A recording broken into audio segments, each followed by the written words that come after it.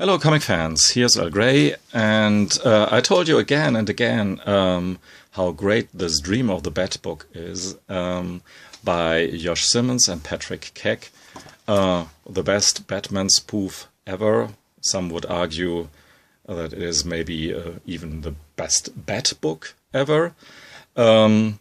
Yeah, and this was published by the Mansion Press, which is a publisher and distribution service in France, which is very handy for me because I don't have to pay so much postage when I buy these freaky books from Mansion Press there, or the more tasteful ones like Anders Nielsen's Tangs issues.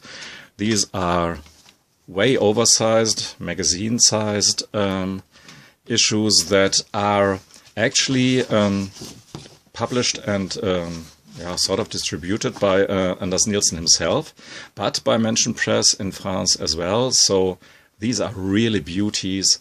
I talked about them before. So some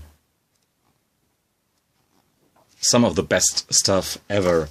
So Mansion Press is really wild, has wild variety of freaky out, downright provocative stuff like Johnny Ryan, for instance. This is stuff that is published by Mansion Press themselves, and I will go through these pretty quickly at the end of the video because I can't show you too much of these the stuff here, and quite frankly, this here is far more better.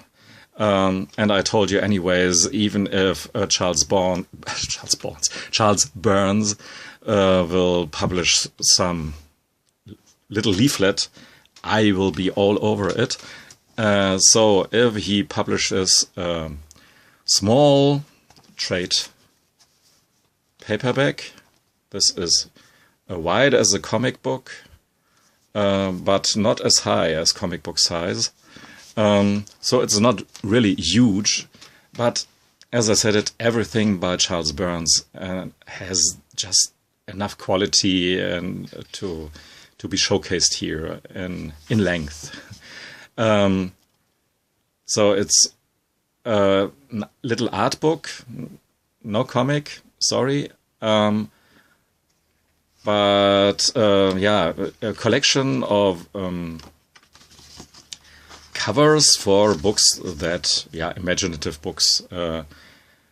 And damn, I forgot to look up what Hass actually stands for and what that means. I'm sorry, but you all know what this is all about. This is obviously a little homage to Tintin. Creepy homage, and as you can see over there,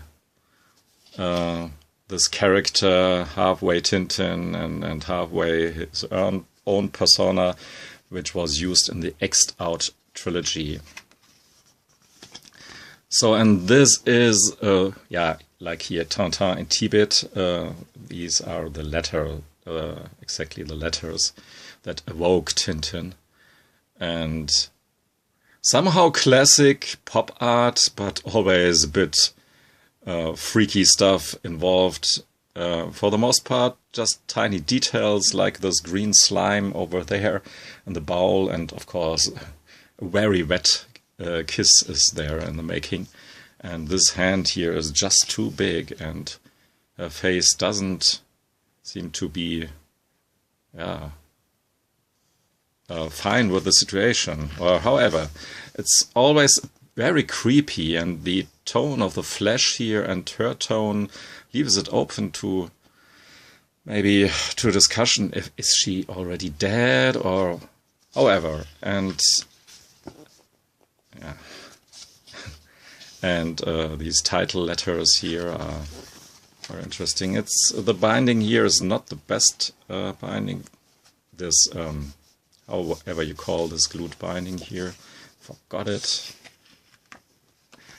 It's of course these comic magazines or comic books are just in Charles Burns' head. I mean, I would hope that he would create content for all the stuff here, but he doesn't spoil us with too much comics in the last couple of years.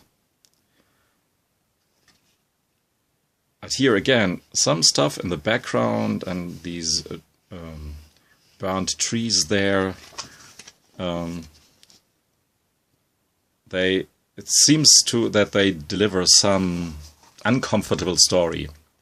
I mean, totally the body shape of the late Captain Kirk there, and the stupid grin and everything else is just too cheesy and funny. Drug buddy. Yeah, as you can imagine here, I will flip through the whole thing so that you may be intrigued to go to Mansion Press and order your copy of this beautiful little book for yourself. Again, the Tintin character there. Lots of aliens there, don't know. And what she did with the creature there, or did to the creature, it's left to your imagination, and that's the strong side of these things here. Sometimes it's not too much for your imagination. Yeah, and I just love the style here and the decorative yet creepy quality of the stuff here.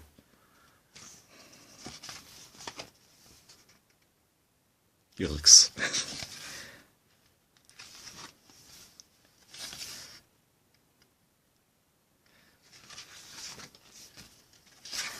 Yeah, so that's actually Be Wise, Be Smart, Follow Your Heart to Unwholesome Love at your favorite newsstand. And this is clearly here out of the X'd Out trilogy. Down there. Yeah, there are other worlds out there, and the purpose of comics is to show us these worlds. And Charles Burns shows us very out there, different worlds for sure. So, this seems almost subtle in its creepiness, even if it's creepy and all that. But when you compare it to Johnny Ryan, of course, if you compare anything with Johnny Ryan's work, yeah, it suddenly looks very subtle and elegant and whatnot, because Johnny Ryan is everything but subtle and elegant. These two issues here, Wet Market number 1 and 2, are little art books, I guess, commission works and stuff. And there is a lot of killings of dolphins, yeah, removed genitalia and screwing of all kind. This is almost, yeah, this is one of the most showable scenes here, and looks a bit maybe like Charles Burns in cartoony, and I really think it's funny.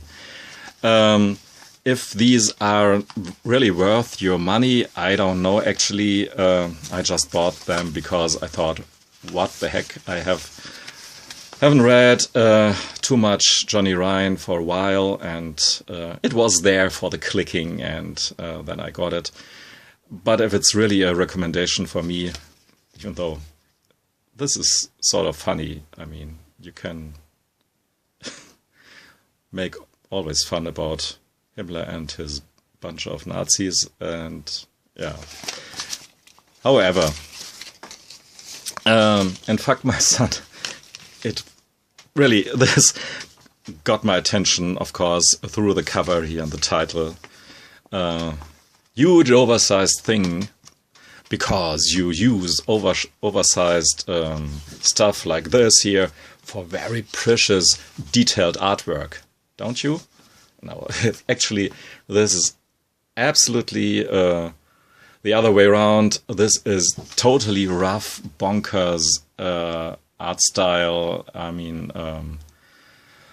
not only cartoony, pretty primitive, you could say, but it works absolutely to convey a totally disgusting story of this seemingly very old woman who needs help there, and she helps her, but yeah, that's the second page, so it's no spoilers. She got tasered by her, and together with her kid, and they drive off into her home to... that's what she wants from her, and that's not even the creepiest part of the whole story. It's, yeah, the most disgusting story in my whole library, even though in comparison to some manga who are really so disgusting that I will separate from them.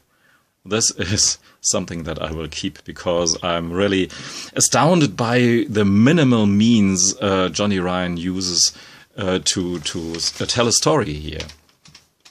So, but anyhow, when you go to Mansion Press, I still would recommend to look for this Bat Book, Caprice by Charles Burns, and if they still have the tongues issues by Anders Nielsen, this would rather be maybe even my pick of one if you would want to have just one thing from Mansion Press.